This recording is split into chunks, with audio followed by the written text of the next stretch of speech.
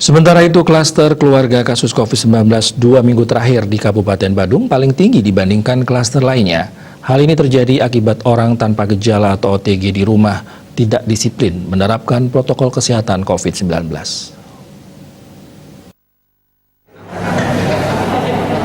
Kepala Dinas Kesehatan Kabupaten Badung Nyoman Gunarto mengatakan dari analisis diketahui penyebab tingginya kasus COVID-19 Kabupaten Badung adalah OTG yang isolasi mandiri di rumah tidak disiplin menerapkan protokol kesehatan. Sesuai surat edaran gubernur yang melarang isolasi mandiri, pemerintah Kabupaten Badung sedang menekan isolasi mandiri secara perlahan, mengingat fisiologis orang sakit tidak bisa dipaksa. Terlebih saat ini Pemkab Badung telah menyiapkan sejumlah hotel tempat karantina OTG. Untuk itu tidak ada lagi alasan OTG melakukan isolasi mandiri di rumah masing-masing.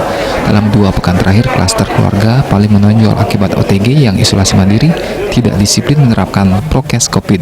Di samping itu, masyarakat lupa menjaga kebersihan diri sendiri ketika beraktivitas di luar rumah. Klaster keluarga disusul klaster upacara keagamaan dan terakhir klaster tempat bekerja seperti di puskesmas dan rumah sakit.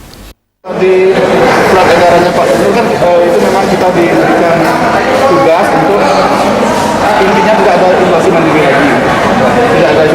lagi, tentu, tapi namanya kita pendekatan ke orang sakit kan tidak bisa sekeras-kerasnya pada orang sehat ya. Pasti ada suatu teknik dari kita untuk nanti masyarakat mau melakukan isolasi yang tepat. Toh juga untuk kebaikan bersama. Kalau kita lihat klaster terakhir, satu yang paling banyak itu justru tadi di penularan di keluarga, karena satu penyebabnya isolasi mandiri, kemudian aktivitas di luar yang kemudian rumah tidak siap, tidak ingat lagi melakukan kebersihan diri sendiri, melakukan protokol kesehatan.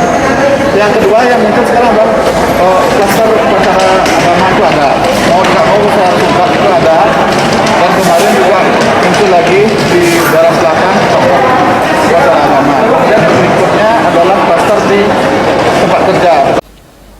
Masyarakat kembali diingatkan meskipun sudah ada vaksin, semua pihak harus tetap menaati prokes COVID-19, yakni memakai masker ketika keluar rumah, rajin mencuci tangan dengan sabun di air mengalir, selalu ingat menjaga jarak, mengurangi mobilitas dan menghindari kerumunan. Artayo Bali TV.